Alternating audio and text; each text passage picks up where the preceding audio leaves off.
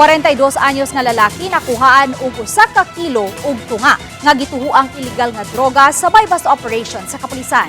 Nadakpan ang suspek sa may Fe Zuellig Avenue, Barangay Subangdaku. Ang dinakpan nga giilang usa ka high-value individual giingong napriso na kaniadto gumikan sa kaso sa illegal nga drogas. Giingong makadispose kini og duha ngadto sa 4 ka kilo kada buwan sa ihang area of operation. Gibanabanang mobalor sa 10.2 million pesos ang nasakmit nga giingong shabu gikan sa dinakpan. Nagtuo nga gamay ni siya ang iya mga ma-dispose during sa monitoring ani niya.